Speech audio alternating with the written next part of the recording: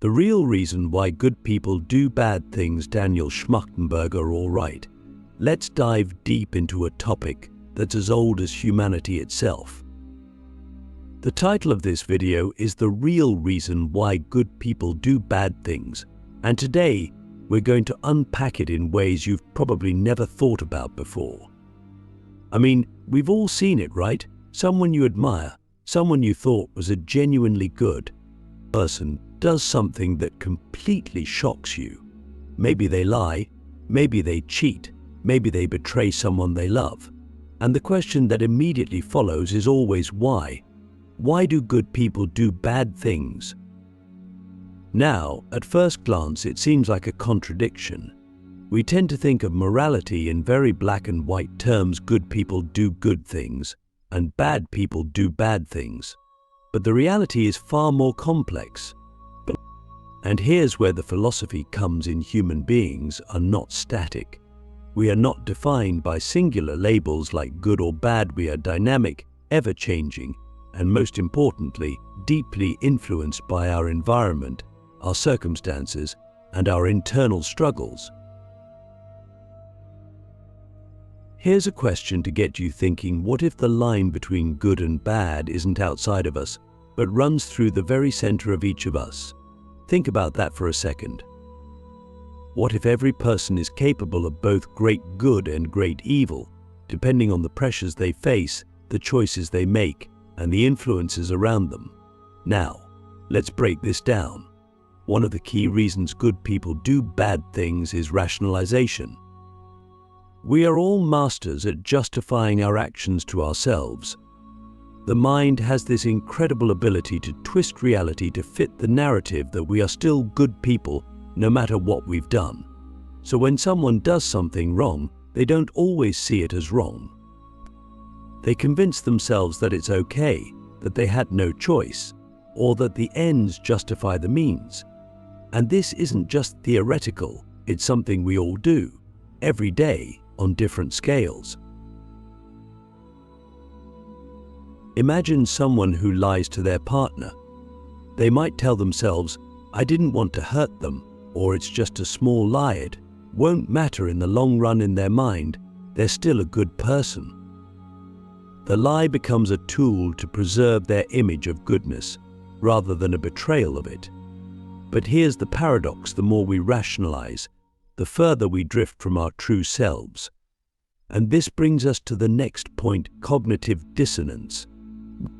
When our actions don't align with our beliefs about who we are, it creates a kind of mental discomfort. To resolve that discomfort, we either have to change our behavior or change our beliefs. Most people find it easier to change their beliefs, even if only subtly, rather than confront the fact that they've done something wrong. So they adjust their internal narrative. They think, well, maybe it wasn't so bad, or everyone does it. And just like that, a good person can start justifying bad behavior. Click subscribe to this channel to get more profound spiritual lesson. But let's not stop there.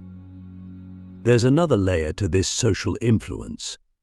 Human beings are deeply social creatures. We are constantly influenced by the people around us, our friends, our family, our colleagues, the media. And often people do bad things not because they are inherently bad, but because the environment they are in pushes them in that direction. A person might cheat on a test because they're in a high-pressure academic environment where everyone else is cheating. They might think, if I don't do this, I'll fall behind again. They rationalize it by saying, it's just the way things are. So here's a deep question for you: to what extent are our actions truly our own, and to what extent are they shaped by the systems we live in? This is a profound question because it forces us to consider how much of what we call morality is actually shaped by external forces. Are we good because we choose to be good, or are we good because our environment makes it easy for us to be so? And conversely, when we do bad things, is it because we are inherently bad, or because we are responding to pressures that push us in that direction? This leads us to another critical point: the role of stress and fear. Fear is a powerful motivator. When people are afraid, whether it's fear of losing their job, fear of being rejected, fear of failure, they are more likely to compromise their values. A good person might do something bad, not because they want to, but because they feel they have no other choice. It's survival mode. And when you're in survival mode, morality often takes a back seat to self-preservation. But here's the kicker: most of the time, these fears are illusions. They are stories we tell ourselves, stories that make us believe we're trapped, when in reality we're not. The fear of losing something, whether it's status, security, or love, can make us act in ways that go against our deepest values. But if we could pause, take a step back, and examine those fears, we might realize that they're not as real as they seem. So, what's the takeaway from all of this? At the end of the day, the reason good people do bad things isn't because they suddenly become evil. It's because they get lost. They get lost in rationalization, in cognitive dissonance, in social pressure, and in fear. And the more they stray from their true selves, the easier it becomes to justify actions that don't align with their values. But here's the question I want to leave you with: how do we stay true to ourselves in a world that constantly tries to pull us away from our values? How do we resist the temptation to rationalize, to conform, to give in to fear? The fragility of morality, how our inner conflicts shape our actions. All right, let's pick up where we left off. We've started unraveling why good people do bad things, but now we're going to take a closer look at something even deeper: the fragility of morality. You see, most of us like to believe that our moral compass is strong, that we know right from wrong, and that we would never cross certain lines. But the truth is, morality is fragile. It's not this unshakable, rigid thing. It's more like a delicate balance, constantly being influenced and swayed by our inner conflicts. Here's a question to think about: what happens when your values collide with your desires? This is where things get really interesting. You might believe in honesty, but what happens when telling the truth could cost you something you value, like a relationship or a job? You might believe in kindness, but what happens when being kind feels like it's putting you at a disadvantage? These inner conflicts, where your values and your desires are at odds, are often the moments where good people make bad decisions. Take, for example, the concept of self-interest. We all have it. It's natural. It's part of being human. We want to protect ourselves, to advance, to succeed, to be happy.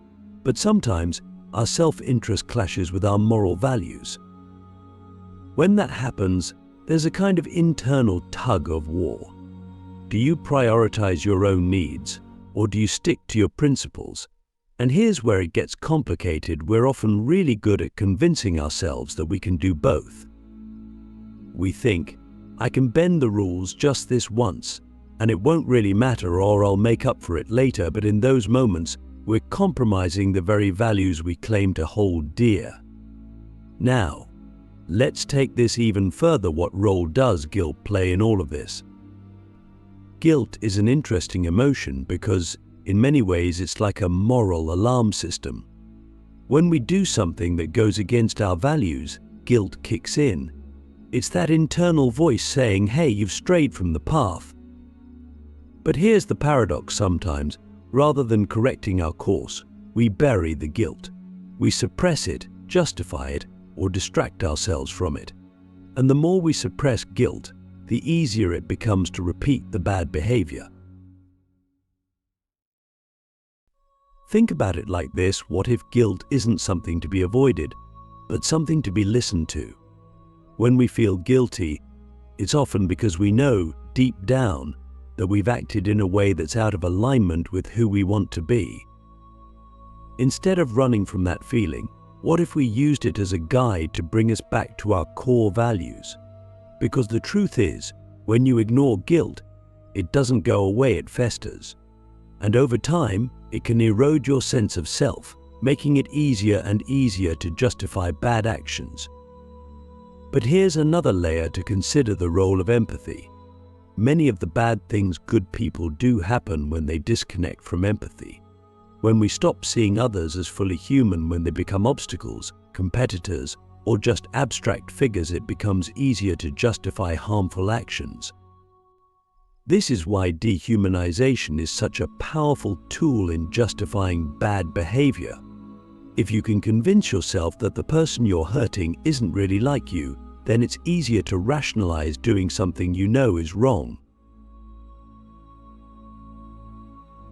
So here's a really deep question: how often do we dehumanize others without even realizing it? It might not be as obvious as thinking someone doesn't deserve basic human rights, but it can be subtle, like when we think of someone as just a means to an end, or when we judge someone without knowing their full story. The moment we stop seeing the complexity and humanity in others is often the moment we start justifying actions that, under normal circumstances, we would never condone. And this brings us to a crucial point: moral drift. But it's rarely one big decision that turns a good person into someone capable of doing bad things. It's a series of small compromises, little rationalizations, and quiet justifications that add up over time. Each time we make a decision that goes against our values and don't correct it, we drift a little further from the person we believe ourselves to be. And before we know it, we've crossed lines we never thought we would. At this point, you might be wondering, how do we prevent this drift? How do we stay anchored to our values in a world that constantly tempts us to compromise them? That's where we're headed next. Resisting moral drift: how to stay true to your values in a complex world. Now that we understand the fragility of morality and how easily it can drift, we need to talk about resistance. How do we stay true to our values when the world around us is so complex, so full of temptations, pressures, and justifications? How do we avoid that slow, subtle erosion of our moral compass? Let's start with this: self-awareness. You can't resist moral drift if you're not aware of when it's happening. So the first step is to cultivate a deep sense of self-awareness. This means regularly checking in with yourself and reflecting on your actions. Ask yourself tough questions: am I still acting in alignment with my core values? Have I been justifying behaviors that I know deep down are wrong? This kind of honest self-reflection can be uncomfortable, but it's essential. Because the more aware you are of your internal state, the more likely you are to catch yourself before you drift too far. Here's another key: surround yourself with people who hold you accountable. We are social creatures, and as much as we'd like to think we can navigate morality on our own, the truth is, we're heavily influenced by the people around us. If you surround yourself with people who encourage honesty, integrity, and kindness, it becomes much harder to justify bad behavior. These people act as moral anchors, pulling you back when you start to drift. But here's the thing: you have to choose these people consciously. Now, let's talk about setting boundaries. One of the reasons good people do bad things is because they allow themselves to get too close to the edge. They think, I can handle it, or just this once. But the closer you get to that moral line, the easier it becomes to cross it. So, the best way to avoid crossing that line is to set boundaries well before you reach it. Know your limits, and don't allow yourself to get close to situations where you might be tempted to compromise your values. Lastly, a profound practice: empathy. The more you can connect with the humanity of others, the harder it is to justify actions that harm them. When you see people not as objects, competitors, or obstacles, but as complex, feeling individuals just like you, your moral compass sharpens.